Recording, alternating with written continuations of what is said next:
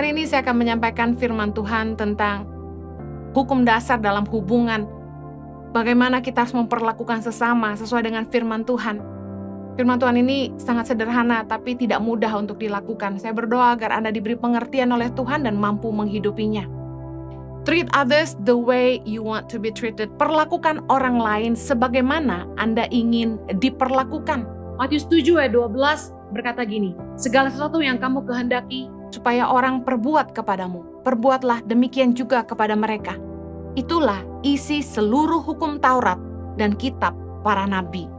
Saya percaya ini merupakan prinsip dasar dalam hubungan kita dengan sesama.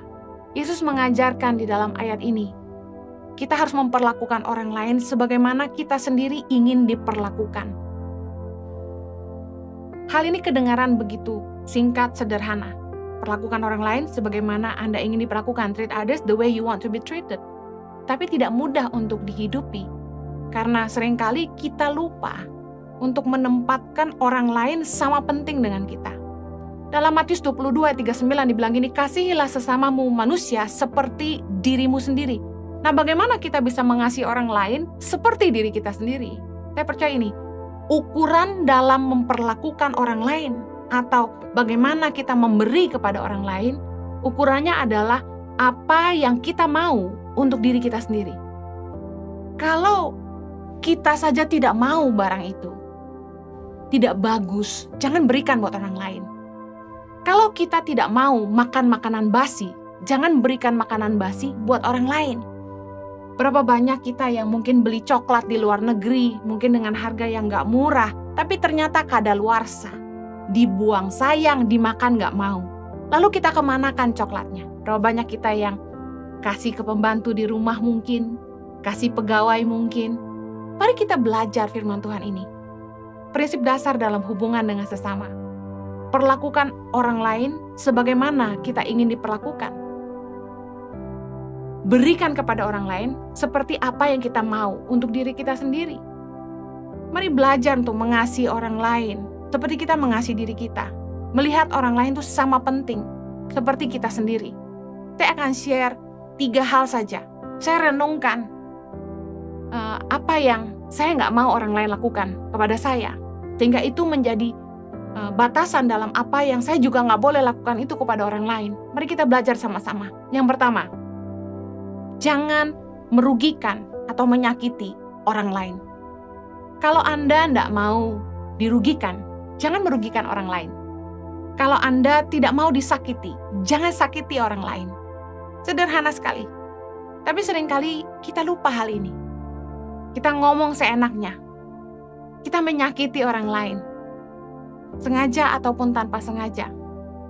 Kita tahu bahwa apa yang kita lakukan ini akan merugikan orang lain. Tapi tetap kita lakukan. Pernahkah Anda pergi ke supermarket? Anda ingin membeli buah misalnya. Lalu tanpa sengaja ketika Anda sedang memilih buah untuk memasukkannya ke dalam kantong plastik sebelum ditimbang, buah yang Anda pegang itu terlepas dari tangan Anda lalu jatuh. Apa yang terjadi? Kita rata-rata akan ambil buah itu dan taruh kembali di tempatnya. Padahal kita yang menjatuhkannya. Kenapa kita lakukan itu? Karena kita nggak mau dapat buah yang jatuh. Kita tahu itu akan jadi bonyok, jadi rusak. Buahnya jadi nggak enak. Tapi kita taruh di tempatnya kembali tanpa memikirkan. Itu menyebabkan kerugian bagi toko itu. Karena nggak lama buah itu akan mulai busuk dan nggak ada yang mau ambil buah itu. Kalaupun ada yang mengambilnya, kita sudah merugikan orang lain karena kita menjatuhkannya. Suara hati kecil kita pasti mengajar kita waktu kita lakukan itu, kita diingatkan. Jangan, kamu yang jatuhkan, kamu yang makan. Saya percaya hal sekecil itu saja tidak mudah untuk dilakukan. Ketika kita mikirin tindakan kita terhadap orang lain, ngerugiin orang nggak ya?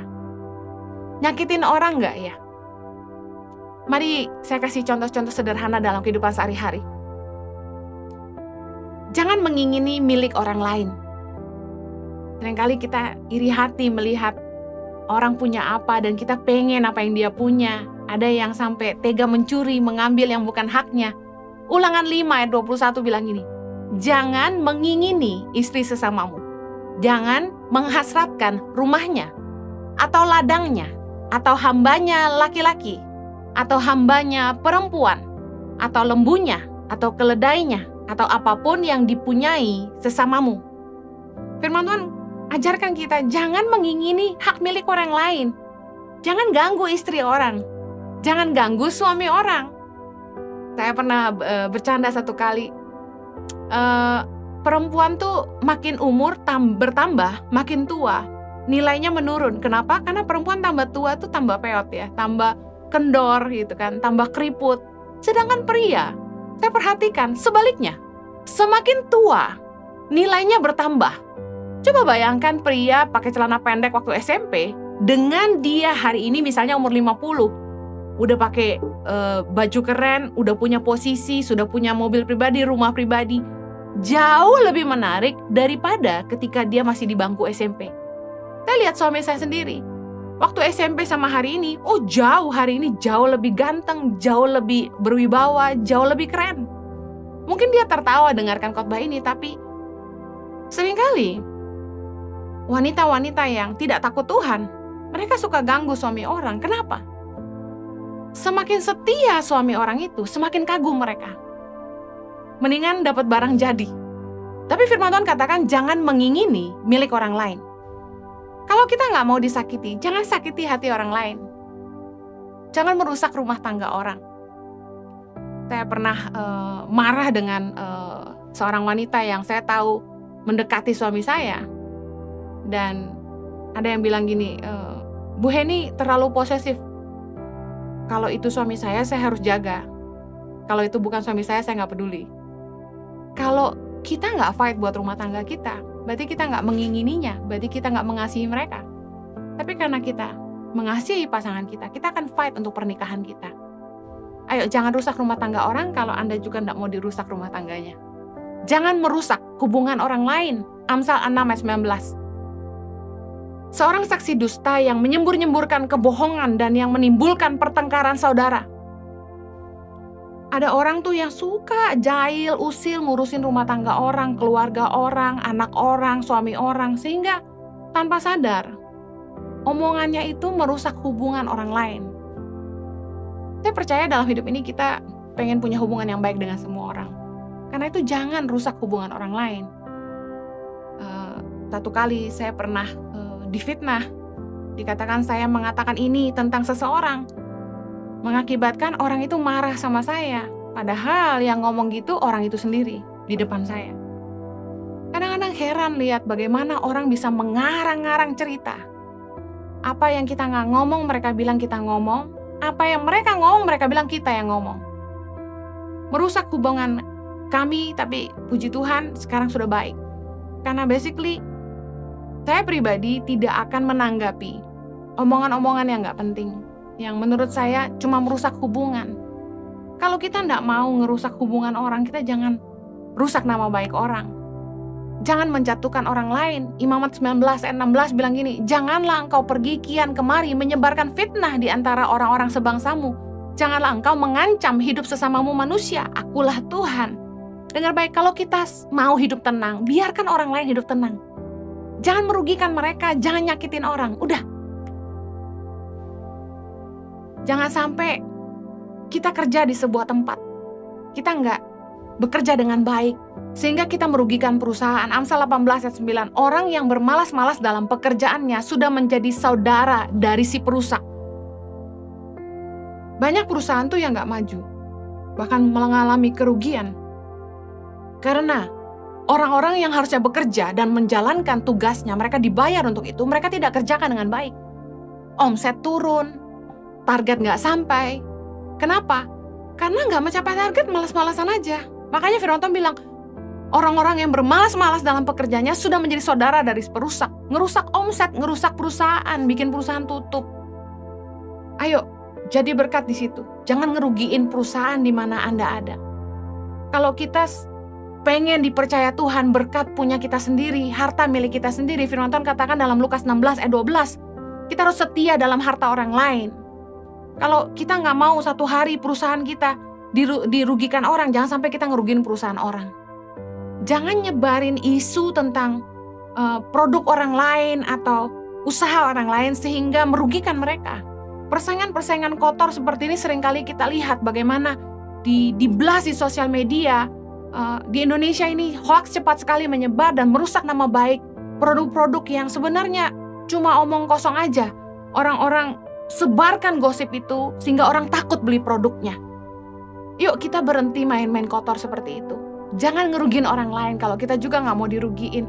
Prinsip dasar dalam memperlakukan orang lain adalah apa yang kita mau untuk diri kita sendiri. Jangan perlakukan orang seperti itu kalau Anda nggak mau diperlakukan seperti itu.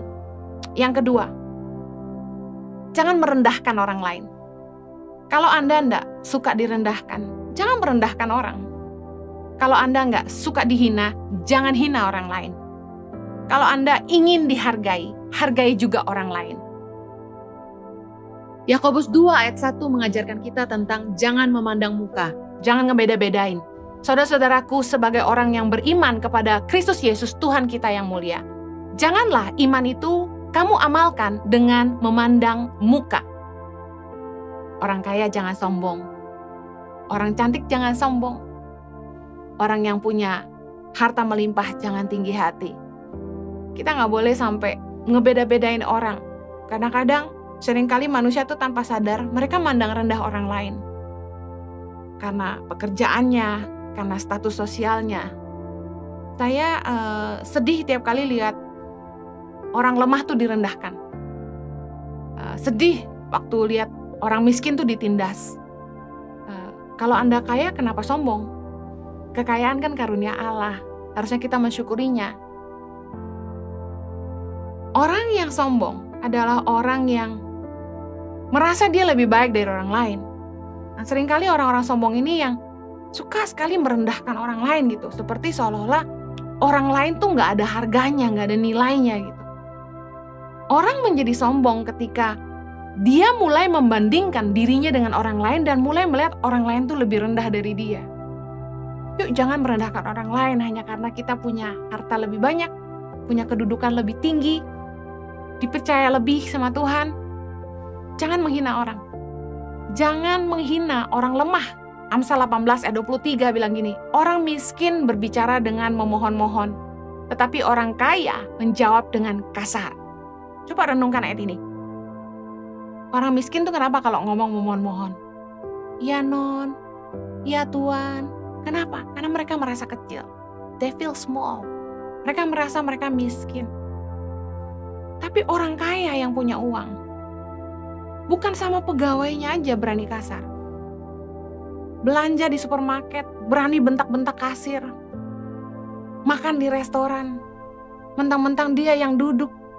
Dia makan di situ, dia bayar. Sama waitressnya kasar. Karena waitress itu kan bukan pegawai dia, waitress itu kerja di situ. Bahkan sama pegawai sendiri pun gak perlu kasar. Saya suka pesan ini. Jangan membuat orang merasa direndahkan. Kalau orang bikin salah, tegur aja kesalahannya. Gak usah bahas kemana-mana. Kalau mereka salah, gak usah dibahas. Jangan bilang bodoh lah, inilah. Udah bahas aja kesalahannya. Jangan bilang dasar orang kampung lah, itulah. Kata-kata ini yang seringkali menurut saya gak pantas diucapkan. Justru kalau Anda punya nilai, Anda tahu menghargai orang lain. Orang yang tahu menghargai dirinya sendiri, pasti tahu menghargai orang lain. Amsal 26 ayat 18, seperti orang gila menembakkan panah api, panah dan maut, demikianlah orang yang memperdaya sesamanya dan berkata, aku hanya bersenda gurau. Sorry bro, gue cuma bercanda. Tapi seringkali merendahkan orang dengan gurauannya. Boleh bercanda, tapi jangan bikin orang merasa direndahkan. Jangan bully orang dengan gurauan kita sampai membuat mereka merasa kecil. Saya pernah khotbah di satu gereja satu hari. Setelah di tengah-tengah khotbah itu, saya lagi bicara soal perkataan, kuasa perkataan. Saya bicara tentang bercanda yang berlebihan sampai orang merasa direndahkan. Saya ambil contoh perempuan yang sering dikatain gemuk contohnya. Waktu saya bahas itu ada seorang anak perempuan masih muda duduk di jemaat dan dia menangis. Karena dia tidak kurus. Seringkali kita gak sadar bahwa gurauan tuh nancep di pikiran dan hati orang. Dikatakan seperti orang gila menembakkan panah api, panah dan maut. Orang gila tuh gini, dia nggak punya akal sehat. Dia nggak bisa mikir. Nembak aja sembarangan, nembak, nyerang orang, bikin orang sakit hati, bikin orang terluka. Orang gila tuh orang yang nggak bisa mikir. Nah, kalau Anda orang cerdas, Anda bisa mikir, ayo jangan merendahkan orang dengan gurauan Anda. Kalau marah juga kira-kira, jangan sampai membuat orang lain direndahkan. Jangan hanya karena Anda merasa hebat, Anda punya posisi, Anda punya harta, Anda merendahkan orang-orang di sekitar Anda. Ingat, orang yang menindas orang lemah, menghina penciptanya. Amsal 14 ayat 31. Tetapi siapa menaruh belas kasihan kepada orang miskin memuliakan dia.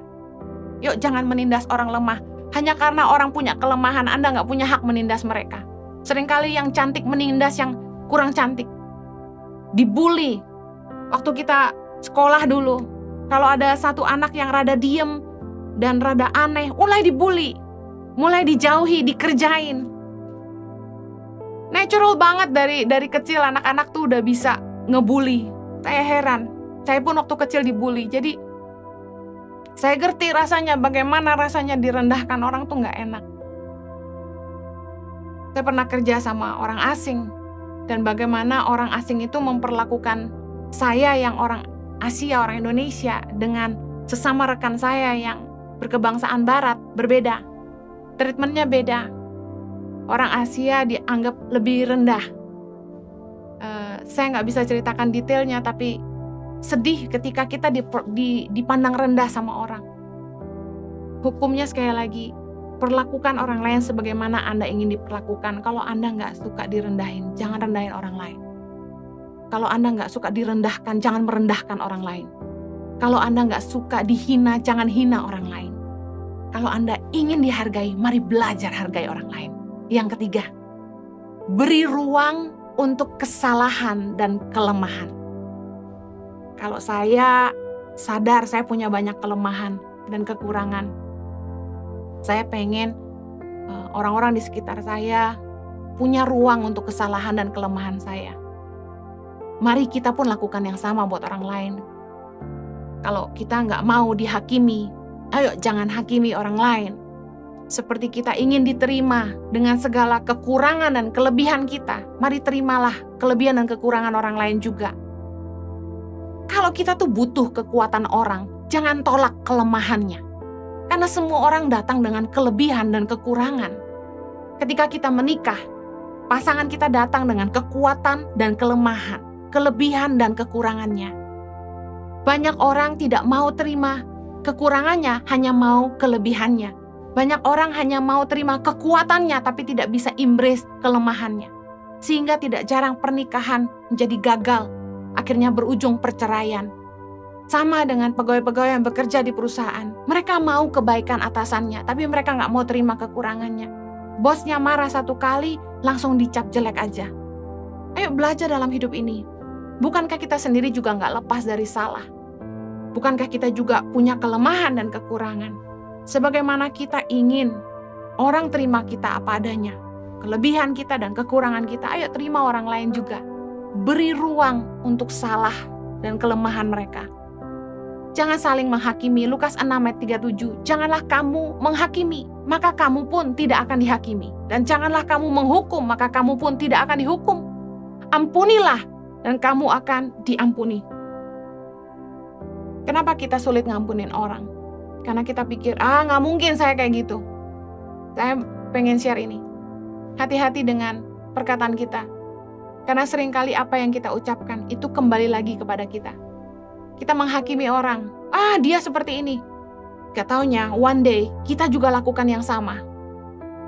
Lalu kita diingatkan oleh hati kecil kita sendiri, oleh suara Tuhan mungkin. Kamu juga pernah buat ini. Hati-hati dengan ucapan kita. Waktu kita menghakimi orang, jangan-jangan kita juga buat sendiri. Ketika kita buat salah, bukankah kita ingin diampuni? Bukankah kita ingin diberi kesempatan lagi? Mari, ampuni orang lain. Ketika mereka buat salah, kasih mereka kesempatan. Di rumah kami, ketika anak di rumah memecahkan gelas berulang kali, saya selalu bilang, kayaknya udah selusin yang dipecahin. Dia juga ketawa. Jadi sebentar kalau bunyi prang, saya udah tahu apalagi yang pecah gitu. Kenapa saya nggak marah? Karena saya pikir gelas bisa dibeli. Tapi kalau kita marah berlebihan, hati yang pecah sulit diobati. Jadi berilah ruang untuk kesalahan dan kelemahan orang. Sebagaimana kita ingin diampuni, ampunilah orang lain. Kolose 3 ayat 13. Sabarlah kamu seorang terhadap yang lain, dan ampunilah seorang akan yang lain. Apabila yang seorang menaruh dendam terhadap yang lain, sama seperti Tuhan telah mengampuni kamu, kamu perbuat jugalah demikian. Saya ingin tutup dengan ini. Kalau orang jahat sama kita nggak perlu jahat seperti mereka. Hukum ini tetap. Perlakukan orang lain sebagaimana kamu ingin diperlakukan. Ketika orang lain jahat sama kita, jangan balas jahat. Kenapa? Taburlah yang baik, supaya orang itu pun suatu hari nanti akan membalas Anda dengan kebaikan. Saya ngalamin ini. Ada orang yang nyakitin hati saya terus bertahun-tahun, tapi saya terus konsisten tabur kebaikan buat dia, tabur kebaikan, tabur kasih. Dan hari ini dia baik sama saya, dan saya terus tabur kasih buat dia. Dengar baik, firman Tuhan itu terbukti. Apa yang kita tabur, itu yang kita tuai. Hukum dasar firman Tuhan dalam mengasihi sesama seperti diri kita sendiri. Perlakukan orang lain sebagaimana kita ingin diperlakukan. Matius 5 ayat 44. Tapi aku berkata kepadamu, kasihilah musuhmu dan berdoalah bagi mereka yang menganiaya kamu. Karena dengan demikian, kamu menjadi anak-anak Bapamu yang di sorga, yang menerbitkan matahari bagi orang yang jahat dan orang yang baik, dan menurunkan hujan bagi orang yang benar dan orang yang tidak benar. Saya berdoa agar Anda selalu kuat di dalam kasih, terus bertumbuh dan berakar di dalam kasih, sehingga Anda tidak membalas jahat dengan jahat, tapi Anda memberi ruang untuk kesalahan dan kelemahan. Ingat, perlakukan orang lain sebagaimana Anda ingin diperlakukan. Jangan merugikan, jangan menyakiti orang. Jangan merendahkan orang lain, dan mari, jangan menghakimi, namun ampuni. Tuhan memberkati, mari kita berdoa. Bapa di sorga, tolong kami Tuhan, firman-Mu sederhana, tapi tidak mudah. Ajar kami untuk terus mengingatnya, supaya dalam apa saja yang kami lakukan terhadap orang lain, dalam apa saja yang kami berikan kepada orang lain, kami melakukannya dengan ukuran apa yang kami mau untuk diri kami sendiri. Kami mau belajar terus hidup dalam kasih Tuhan, belajar mengasihi orang lain seperti diri kami sendiri, memperlakukan orang lain sebagaimana kami ingin diperlakukan, dan menilai orang lain sama tinggi dengan kami menilai diri kami sendiri. Tuhan tolong mampukan kami biar firman-Mu bisa kami hidupi, sehingga hidup kami jadi berkat dan nama Tuhan dipermuliakan dalam hidup kami. Demi nama Yesus kami berdoa. Amen. God bless you. Keep winning.